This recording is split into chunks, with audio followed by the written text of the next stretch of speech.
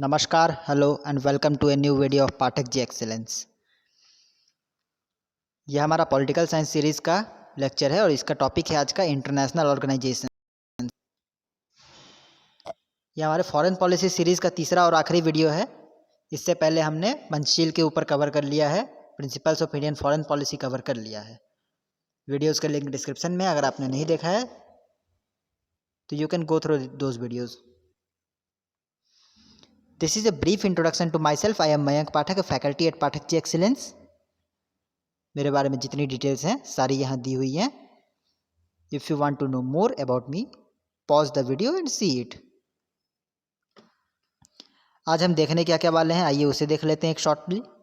हम सबसे पहले देखेंगे SAARC, जिसे हम सार्क भी बोलते हैं। देन हम देखेंगे Commonwealth, then BRICS, then UNO। और UNO में उसके हम लोग पांचों पार्ट्स के बारे में देखेंगे, क्योंकि UNO से बहुत से क्वेश्चंस पढ़ते हैं एग्जाम में, आइदर इट इज़ कॉम्पिटिटिव और इट इज़ ऑनर्स। शुरुआत करते हैं सार्क से। सार्क का मीनिंग या सार्क का फुल फॉर्म है south Asian association of regional cooperation, यानी दक्षिण एशियाई संगठन क्षेत्रीय कोऑपरेशन के लिए, क्षेत्रीय सहयोग के लिए। और यहाँ पे वो कंट्रीज़ हैं जो भारतीय उपमहाद्वीप में आती हैं या इंडियन सब कंटिनेंट में। It was established in 1985। 1985 में इसकी गठन किया गया था और तब से ये चला जा रहा है। साउथ एशियाई देशों में जैसे कि जानते हैं पॉवर्टी ज़्यादा है, थोड़ा अनएम्प्लॉयमेंट ज़्यादा है, इकोनॉमी कम है। ज़्यादातर क्या लगभग सभी देश ही थर्ड वर्ल्ड कंट्रीज़ कहलाते हैं। तो इसको बनाया गया था ताकि इस देश की रीजनल कोऑपरेशन के साथ डेवलपमेंट हो सके, सभी देश अच्छे से ग्रो कर सकें और जितने कॉमन एविल्स हैं, कॉमन प्रॉब्लम्स हैं, उन सबको ख़त्म कर सकें। आज की डेट में जब हम वीडियो रिकॉर्ड कर रहे हैं उस समय इसके 8 मेंबर्स हैं।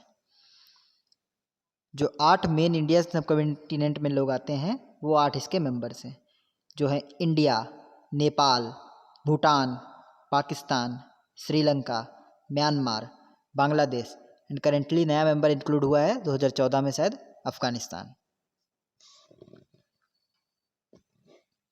कॉमनवेल्थ शब्द से हमें समझ जाना है, जब भी आगे कॉमनवेल्थ आए इसमें वो देश आते हैं जो कभी ना कभी ब्रिटिश के गुलाम रहे हैं या ब्रिटिश कॉलोनी रहे हैं। सभी ने कॉमनवेल्थ गेम्स के बारे में सुना होगा। वो कॉमनवेल्थ गेम में भी वही सारे देश पार्ट लेते हैं जो कभी ना कभी ब्रिटिश के गुलाम रहे हैं। वो देश कभी आपको कॉमनवेल्थ में नहीं दिखाई देंगे जो ब्रिटिश के गुलाम नहीं रहे हैं। आपने कभी देखा है कॉमनवेल्थ गेम में रशिया को पार्टिसिपेट करते हुए? ओलंपिक्स में वो पार्टिसिपेट करता है, बस वैसे ही।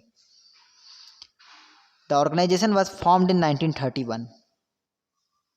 जब ब्रिटिश के पूरे साम्राज्य चरम पर था उस वक्त कॉमनवेल्थ बनाया गया था। The motive of the organisation is to develop the Commonwealth countries. जब बनाया गया था उस समय तो इसका मोटिव कुछ अलग था कि सभी को ब्रिटिश की छत्र छाया में रखना है और ब्रिटिश का उनको ऊंचा बनाना है, क्योंकि उस समय तो कॉलोनियल वर्ल्ड चल रहा था, सबको अपनी कॉलोनी देखनी थी, अपना फ़ायदा देखना था। लेकिन अब इसका मोटिव हो गया है जितने भी कॉमनवेल्थ कंट्रीज़ हैं उनको थोड़ा सा डेवलप करना है, उनको इकोनॉमिकली वेल्थ मजबूत बनाना है। कॉमनवेल्थ में 54 मेंबर्स हैं और जिसमें से कुछ के नाम कुछ इस प्रकार हैं। इंडिया बहुत बड़ा कॉलोनी था ब्रिटिश का, इसलिए है। यूनाइटेड किंगडम जिसने बनाया है वो तो होगा ही। America, because before American independence there were 13 colonies of British. Canada, Mauritius भी एक ऐसा देश है जहाँ स्लेव ट्रेड का बहुत ज़्यादा हमें देखने को मिलता है, क्योंकि बिहार के बाद कहीं सबसे ज़्यादा अगर भोजपुरी बोली जाती है तो मॉरिशस में। डोमिनिका, पाकिस्तान, साउथ अफ्रीका और भी बहुत सारे देश हैं जहाँ पे, जैसे बांग्लादेश हो गया। इन सब देशों में भी कॉमनवेल्थ के मेंबर्स हैं ये सारे, क्योंकि कभी ना कभी ये ब्रिटिश क्राउन के अंडर रहे हैं। BRICS, this is newly made political organisation. It was made in 2000। BRICS जो है वो बहुत नया ऑर्गेनाइजेशन है जो कि सन 2000 में बनाया गया था, जिसका नाम था BRIC। Brazil, Russia, India, China. 2014 में साउथ अफ्रीका को इसमें जोड़ने के बाद ये ब्रिक्स हो गया। The motive of the organisation was to make international treaties, prevent wars and make good relation with each other. क्योंकि आप अगर मैप में देखें, इंडिया, चाइना, रशिया तो चलिए एक लाइन से कंट्रीज़ हो गए, लेकिन ब्राज़ील और साउथ अफ्रीका दो दूर दूर देश हैं। और एक तरह से अगर मैप में देखें तो ये पूरे नॉर्थ इन और साउथ को और भी बहुत सारे इलाकों को कवर करते हैं, एक बड़ा सा क्वाड्रिलेटरल बनाते हैं। तो इनका काम यही था कि विश्व भर में अपने जो 5 देश हैं इनको डेवलप करना है, इनके बीच में अच्छे ट्रेड रिलेशंस रखने हैं, से एक दूसरे की सहायता करनी है, कॉमन एनिमीज़ के खिलाफ लड़ना है। जैसे सार्क का था वैसे ही है, बस इसमें रीजनल कोऑपरेशन नहीं है, इंटरनेशनल कोऑपरेशन है। दूर दूर हैं तो भी कोऑपरेशन करना है। और इसमें जैसे मैंने बताया 5 कंट्रीज़ है। B stands for Brazil, R stands for Russia, I stands for India, C stands for China and S stands for south Africa. UNO, United Nations Organization. The most well-known international organization is United Nations Organization. अब तक का जितने भी international organisation में जो सबसे ज़्यादा famous है, सबसे ज़्यादा पॉपुलर है, सबसे ज़्यादा काम भी किया और भी बहुत सारी चीज़ों में रहा है, जिसकी वजह से शायद आज तक 3rd वर्ल्ड वार नहीं हुआ है, वो है United Nations Organisation. It was establish in 1945 after the 2nd world war. जिस तरह फर्स्ट वर्ल्ड वार के ख़त्म होने के बाद लीग ऑफ नेशंस बनाए गए थे ताकि वर्ल्ड वार दोबारा ना हो, लेकिन वो फेलियर रहा। 2nd वर्ल्ड वार के ख़त्म होने के बाद यूनाइटेड नेशंस ऑर्गेनाइजेशंस बनाया गया, जहाँ इंग्लैंड के प्रधानमंत्री, अमेरिका के राष्ट्रपति दोनों मिले, तो उन्होंने डिसाइड किया कि एक अच्छा इंटरनेशनल ऑर्गेनाइजेशन बनाना है जिससे हम आगे वॉर और उससे होने वाले नुकसानों से बच सकें। इसी के लिए UN का गठन किया गया। इसके हेडक्वार्टर्स न्यूयॉर्क में हैं, मैक्सिमम इसके हेडक्वार्टर्स न्यूयॉर्क में मिलेंगे, फिर कुछ वाशिंगटन DC और कुछ आपको नीदरलैंड्स में भी हैं। Its main aim to maintain international peace, develop all countries, protect historical heritage and remove social problems and like poverty, terrorism, etc. मतलब एक तरह से बोले जाए तो सर्वत्र विकास। हम आतंकवाद को हटाना है, गरीबी को हटाना है, सोशल प्रॉब्लम्स को हटाना, इविल प्रैक्टिसेस को हटाना है, हेरिटेज साइट्स को बचाना है, बच्चों के ऊपर ध्यान देना है, एजुकेशन पे ध्यान देना है, इकोनॉमी पे ध्यान देना है, हर कंट्री के डेवलपमेंट पे देखना है। जो इकोनॉमिकली पुअर है उन्हें लोन लेकर उन्हें लोन प्रदान करके उनका डेवलप करना है कि वो उनके पास पैसा आएगा वो डेवलप करेंगे। इंटरनेशनल पीस तो मुख्य मुद्दा है, क्योंकि दोबारा कभी वर्ल्ड वार नहीं चाहते हैं कोई, इसलिए इसे बताया गया था इंटरनेशनल पीस के लिए। It has many parts. Actually इसके 6 पार्ट्स थे जब बनाए गए थे, लेकिन ट्रस्टीशिप काउंसिल को 1994 में हटा दिया गया, तो आज के डेट में यूनाइटेड नेशंस के 5 पार्ट्स हैं और हम उन्हीं 5 को देखेंगे, ट्रस्टीशिप काउंसिल को नहीं देखेंगे। General assembly. जनरल असेंबली जो है UN का मेन बॉडी है, जहाँ पे सारे मेंबर्स बैठ के असेंबल होते हैं। जिस तरह भारत में हमारा लोकसभा को आप देख सकते हैं, वहाँ पे जितने भी MP हैं सब जुटते हैं लोकसभा राज्यसभा में। उसी तरह UN में जितने मेंबर हैं वो उसके UN जनरल असेंबली में जुटते हैं। जितने भी मेंबर है UN के सारे इसके मेंबर्स हैं। ऐसा नहीं है कि कोई UN का मेंबर है और जनरल असेंबली का मेंबर नहीं होगा। सारे कंट्रीज़ जितने भी UN के मेंबर्स हैं वो सारे इसके मेंबर आएंगे। और जितने भी इंटरनेशनल प्रॉब्लम्स हैं, चाहे पॉवर्टी पे हो, इकोनॉमी पे हो, टेररिज्म पे हो, रीजनलिज्म पे हो, बॉर्डर प्रॉब्लम्स हो, डिस्प्यूट्स हो, किसी कंट्री को लेके हो, सारे प्रॉब्लम्स यहाँ डिस्कस होते हैं। At present it has 193 members. और इसके जो UN जनरल असेंबली है वो न्यूयॉर्क में है, न्यूयॉर्क सिटी में। Security council. Security Council is the governing body of UN which looks on international relations. जितने भी इंटरनेशनल रिलेशंस हैं, कैसे हैं, क्या हैं, एग्रेसिव हो रहे हैं कि शांति प्रिय हैं, उन सब के ऊपर सिक्योरिटी काउंसिल का नज़र रहता है। इसके मेन ड्यूटी है maintain piece, avoid Wars, decrease and avoid aggressive nature of countries. दो देश अगर एग्रेसिव नेचर में हो रहे हैं तो उनको कम करना है, वॉर को अवॉइड करना है। इसका भी हेडक्वार्टर्स जो है या फिर इसका जो मीटिंग होता है सिक्योरिटी काउंसिल का ऑफिस, वो भी न्यूयॉर्क में है। It is its duty to work as mediator in the situation move towards war. अगर सिचुएशन वॉर की ओर जाए तो इसका काम है कि मीडिएटर का काम करे, मतलब दोनों देश के बीच मध्यस्थता करे। सपोज भारत और पाकिस्तान के बीच सिचुएशन आ जाता है वॉर का, दोनों की ओर से ही गर्मा गर्मी है, तो हो सकता है ये सिक्योरिटी काउंसिल के कोई मेंबर आए। जस्ट इमेजिन कि सऊदी अरेबिया इसका मेंबर है सिक्योरिटी काउंसिल का, तो वो आएगा, मध्यस्थता करेगा कि नहीं आप मत लड़िए, आपका इतना है, ऐसा है, आपके देश को इससे नुकसान है, आप नहीं करते हैं तो ये फ़ायदा है, ऐसे कुछ ट्रीटीज़ बनेंगे, ठीक है, ऐसे सहमति हो रहा है। तो ये मीडिएटर का काम। आज के डेट में इसके 15 मेंबर्स हैं, जिसमें से 10 टेम्पररी मेंबर्स और 5 परमानेंट मेंबर्स।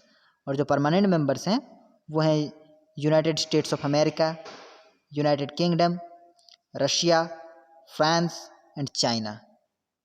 इंडिया काफ़ी समय से कोशिश कर रहा है परमानेंट मेंबर बनने का, लेकिन अब तक नहीं हुआ है। लेकिन बहुत समय से ये इंडिया इसका एक तरह से टेम्पररी मेंबर होते हुए भी परमानेंट टाइप से, क्योंकि इंडिया को कोई हटा नहीं रहा है सिक्योरिटी काउंसिल से। जब भी जनरल असेंबली में सिक्योरिटी काउंसिल का इलेक्शन होता है इंडिया जीत जाता है।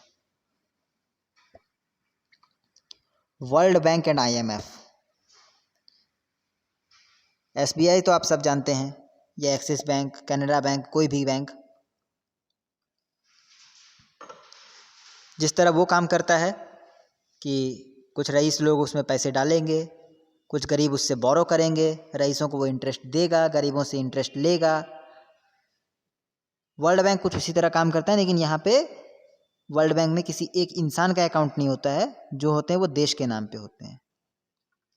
और वर्ल्ड बैंक का काम है डेवलप करने वाली कंट्रीज़ को लोन देने का, ताकि वो लोन लें, वो भी किसी भी प्रोजेक्ट पे नहीं, जिस प्रोजेक्ट से उनको डेवलप हो सकते हैं उसी प्रोजेक्ट पे वो लोन लें, काम करें, डेवलप हों। क्योंकि अगर उनके पास पैसे होंगे तो ही वो डेवलप कर सकते हैं, बिना पैसे के कहीं पे भी वो डेवलपमेंट काम नहीं कर सकते हैं। सपोज़ किसी कंट्री को डैम बनाना है, किसी को नहर बनाना है, तो वो यहाँ पे लोन से काम कर सकते हैं। सेम वर्क IMF भी करता है। वो ये तो मॉनिटरिंग भी करता है कि कैसे क्या हो रहा है, इकोनॉमिक कम है कि ज़्यादा है, कोई देश ज़्यादा गरीब है तो उस पर हस्तक्षेप करने का अधिकार, गरीबी पे काम नहीं कर रहा है, बिल्स का सही इस्तेमाल नहीं कर रहा, तो उस पर काम करने का अधिकार है इनका। और IMF का फुल फॉर्म होता है इंटरनेशनल मॉनिटरी फंड।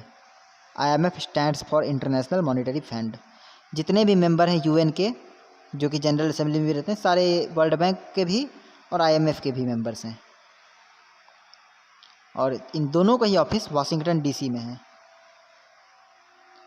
बहुत कोई पूछते हैं DC का फुल फॉर्म क्या है, तो DC का फुल फॉर्म होता है डिस्ट्रिक्ट ऑफ कैलिफोर्निया। कुछ rich countries like America, Russia इसमें पैसे लगाते हैं, वो पैसे लेते नहीं है, क्योंकि उनके पास पैसे वो ऐसे पैसे देते हैं। जिन लोग कंट्रीज़ को लोन चाहिए वो इसका वर्ल्ड बैंक से लोन लेते हैं और उनके हिसाब से चलते हैं। वो फिर वर्ल्ड बैंक के नियमों के हिसाब से उनका खर्च होगा, क्या होगा। ICJ और इंटरनेशनल कोर्ट ऑफ जस्टिस, ये यूनाइटेड नेशन ऑर्गेनाइजेशन का जुडिशियल बॉडी है।